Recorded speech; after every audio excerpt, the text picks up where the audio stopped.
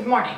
So this week I was kind of at a loss for what video to do, but I decided that I'm going to do a tag, and this is the end of year book tag by Ariel Bissett. I'm sure you all know her, but I've linked her and the video down below. And there's not much more to say than that, so let's just jump right in.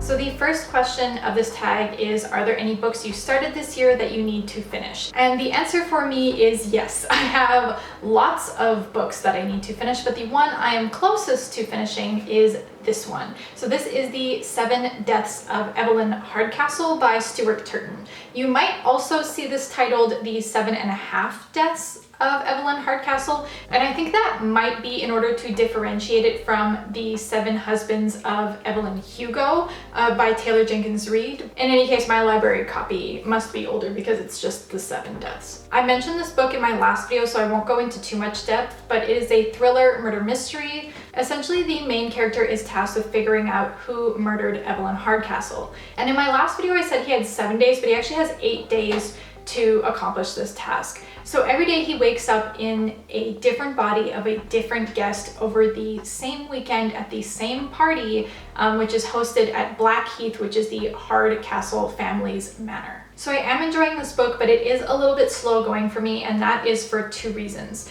The first is that this book is packed with a lot of detail and a lot of different characters, and you cannot afford to not pay attention. The second is that it's very easy to get lost because we are flipping back and forth between different days. So again, you really need to pay attention in order to kind of keep the timeline straight in your head. It can get very confusing very easily. That being said, I do think that everyone was right in that this book keeps you on your toes. There are constantly little details being revealed and kind of mini mysteries that are ultimately leading up to solving the main 2 mysteries, which are, first of all, who killed Evelyn Hardcastle, and second, why is our main character tasked with figuring it all out. At the point where I'm at in the book, the main character kind of has a suspicion of who he thinks did it, but based on what some of the other characters have said to him, they disagree, and therefore I also disagree. I honestly don't have any theories as to who actually committed the murder, but I do have some theories surrounding some of the drama within the book, and I am very eager to see how Turton wraps it all up. The second question is, do you have any autumnal books to transition into the end of the year? And of course, I just did my autumnal TBR as my previous video, but I will mention something that was not in that video because it came in after, and that is Interview with the Vampire by Anne Rice. So my parents were a big fan of this particular series, or at least the early books within it.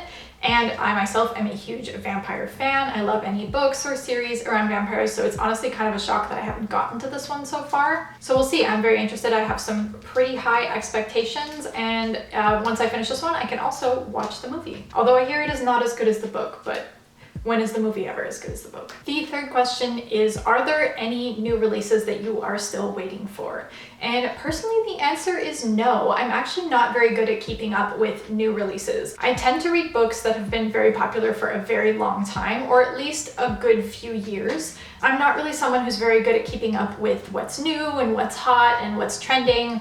But that's something that I might want to work on for next year. The other problem is that most of the books that I read are books that I take out from the library. So with new releases, there is less chance the library will actually have it. But again, this is something I think I'm going to try and work on for next year. And I probably will be doing an entire video on my reading goals for 2022. And if that's something that interests you, please let me know and I'll make sure to prioritize it. Question 4 is, what are 3 books that you want to read before the end of the year? So I know my last video was my autumn TBR. To avoid sounding redundant, I'm going to talk about 2 that became high priority very urgently. These 2 books became very important for me to read because of the nature of the volunteer work I do. I want to make sure that I educate myself and am therefore sensitive to the kind of issues that the people I'm working with are facing. Obviously, these 2 books are not going to cover my education completely, but both of them I felt like were a good starting point for me. So the first is Love Lives Here, and this one is by Jette Knox, and the subtitle is A Story of Thriving in a Transgender Family. So my understanding of this book is that it's about a family whose child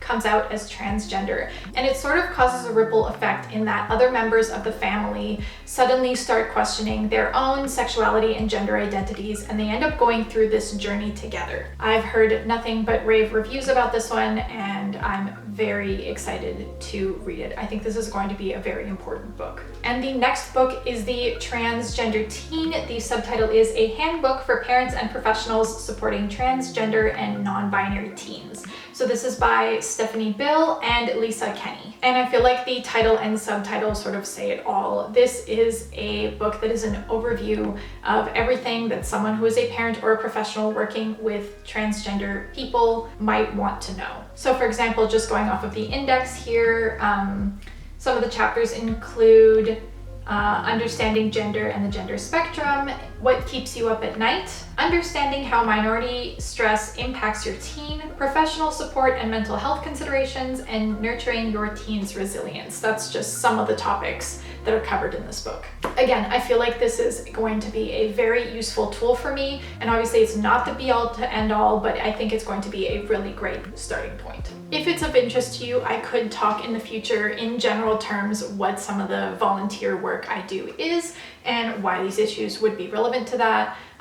But in general, I really do enjoy books that center around LGBTQ2+ issues, as well as sexuality. It's not something I've talked about a ton on my channel. I think lately I've been sort of giving nonfiction books a bit of a break.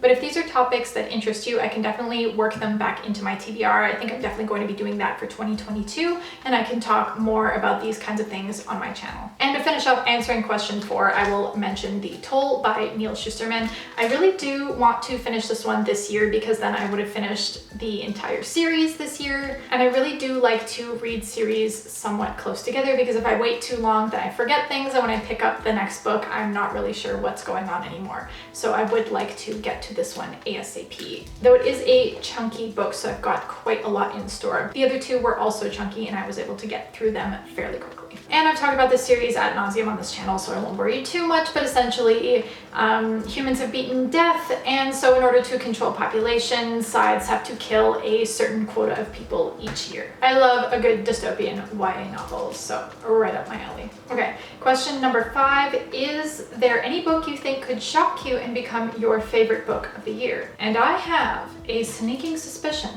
that it could be Ninth House by Leigh Bardugo. This will be my first dark academia book ever, which is shocking because I am obsessed with the dark academia aesthetic. You can see it all over my Tumblr. You can see it all over my Pinterest. You can see it all over my Instagram. All of my feeds are filled with dark academia. And have I read a single dark academia novel? No, not one. So I think I finally need to put my money where my mouth is, so to speak, and not just enjoy the dark academia aesthetic, but enjoy the dark academia genre. So if any book is going to become my top favorite of the year, I think this is definitely in the running. And to give a brief synopsis, again, I know I mentioned it in my last video, but this one is set at Yale, and it features a bunch of secret societies, and somehow there is a murder and a cult involved, and I am very excited for it. And question 6, have you already started making reading plans for the next year? And this is something that I really wanted to talk about, but I wasn't sure if it was too early, so I'm very glad that this question gives me the excuse. Yes, absolutely. I have started thinking about the things that I want to read next year and some of the goals I want to set. So the other day I was browsing the Goodreads Reader's Choice Awards, which they do every year. And I noticed something different between previous years and 2020.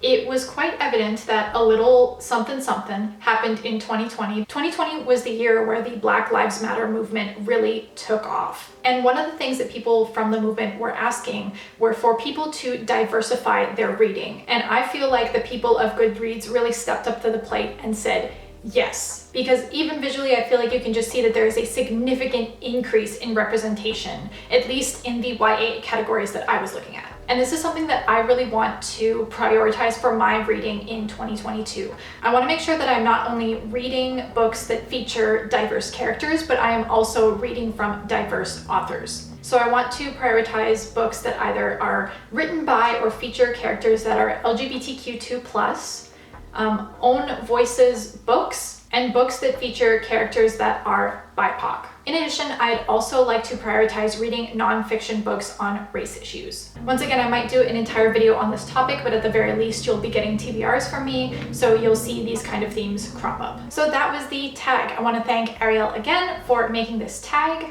Please let me know what you thought of some of the things I talked about today. If you need an excuse to do this video, I tag you. Again, please let me know your thoughts on any of the books I mentioned today. Have you read them? Did you like them? And if there's anything you think I should read, especially for the year 2022, please let me know. I really hope you enjoyed this video. I hope you have a lovely day, and I hope to see you again next time. Bye!